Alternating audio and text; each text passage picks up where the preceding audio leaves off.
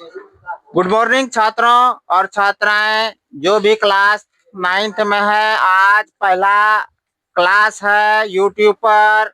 सबसे पहले मैं आप लोगों को होली का बहुत सारी शुभकामनाएं लेकर के आए हैं। हैप्पी होली। जितने भी छात्र और छात्राएं हैं, सबका जिंदगी खुशहाल रहे। तो ज्यादा टाइम नहीं लेंगे। आज डेट है कितना, 2 तीसरा मंथ 2026। क्लास 9th पहला क्लास है। क्लास 9th ज्योग्राफी यानी भारत का भूगोल।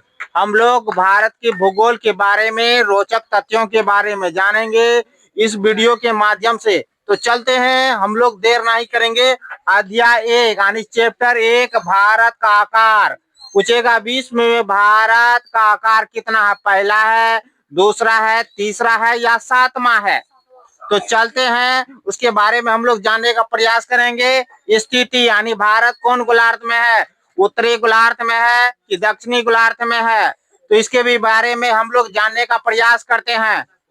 तो चलिए, पहला हमें 1 नंबर में दिया गया, भारत विश्व की प्राचीनतम संस्कृतियों में से एक है। इसका कहने का अर्थ यह है कि भारत प्राचीन संस्कृति में से एक, यानी सबसे प्राचीन संस्कृति कहाँ, भारत में।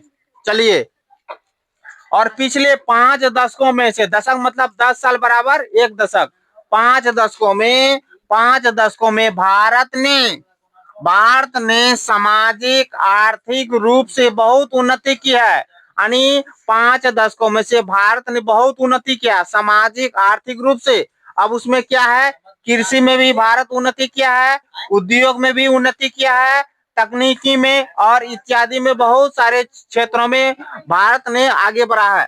अब चलते हैं क्वेश्चन दूसरा में क्या कहता है। भारत एक विशाल देश है, यानी विशाल मतलब सबसे बड़ा है ना, कि सबसे बड़ा है क्षेत्रफल में, ऐसा नहीं है। विशाल देश है, बड़ा बड़ा नहीं लिखे, भारत एक विशाल देश है।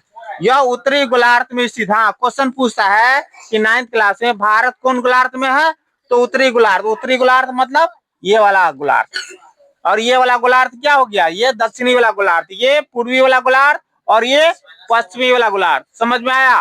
खास करके ज्यादा पूछता है उत्तरी गोलार्ध और दक्षिणी गोलार्ध।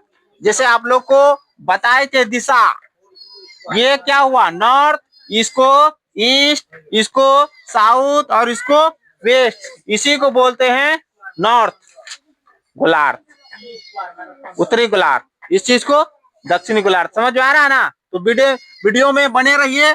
चलते हैं तीसरा नंबर में। भारत की स्थिति 8 डिग्री 4 मिनट उत्तर से 37 डिग्री 6 मिनट 37 डिग्री 6 मिनट उत्तरी अक्षांश में। पूछेगा भारत कितनी है अक्षांश, पूछेगा। ये भारत की अक्षांश रेखा है। कौन रेखा है, भारत की अक्षांश रेखा है। ये कितना है, 4 पूछता है। टीचर वाला जॉब में भी पूछता है, टीचर वाला बीपीएससी का एग्जाम लेता है ना, तो उसमें भी पूछता है कि 8 डिग्री 4 मिनट उत्तर से 37 डिग्री 6 मिनट उत्तरी अक्षांश है। उसके बाद क्या, भारत की स्थिति अब देखिए 68 डिग्री 60 मिनट पूर्व से 97 डिग्री 25 मिनट पूर्व देशांतर तक। इसका ये अक्षांश हो गया और ये देशांतर हो गया। अक्षांश बताएंगे क्या है और देशांतर बताएंगे क्या है नेक्स्ट वाला वीडियो में। अभी जो लिखाए गए हैं उस चीज को समझने का प्रयास करते हैं। भारत का कर्क रेखा 23.5 डिग्री 30 मिनट, जिसको नहीं बोलते 30 डिग्री 23 डिग्री 30 मिनट पर स्थित है। पूछेगा कर्क रेखा कितने डिग्री पर स्थित है, 23.5। इसी को यहाँ कोष्ठ में कर्क रेखा 23.5 डिग्री, इसको 23 कर लेना, सही कर लेना। कट करेगा 23.5 डिग्री यानी 1/2। जैसे आप लोग को बताए थे कि एक आम है, इस आम को 2 भागों में बांटेंगे, तो एक आम को कितने भागों में बांटे, तो इसको क्या बोलिएगा, आधान बोलिएगा। तो वही चीज वहां लिखे है, बताया ना ये सब चीज, बेसिक चीज।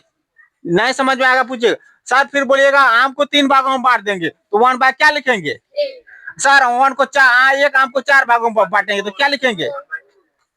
बात सिंपल है, बताया ना ये सब चीज। वही चीज लिखे हैं 1/2। नहीं समझते हैं तो पूछिएगा। उसके बाद चलते हैं कर्क रेखा 23.5 डिग्री भारत को कितने भागों में बांटता है? 2 बराबर भाग में, एक उत्तरी गोलार्ध में, एक दक्षिणी गोलार्ध में बांट देगा। भारत को बराबर भागों में बांटता है। आज तक इतने रहने दीजिए, कल फिर हम लोग नेक्स्ट वीडियो में जानने का कोशिश करेंगे भारत का आकार और स्थिति। इस चीज को लिख लीजिए, बढ़िया से उतार लीजिए और काम देगा एग्जाम में। Thank you.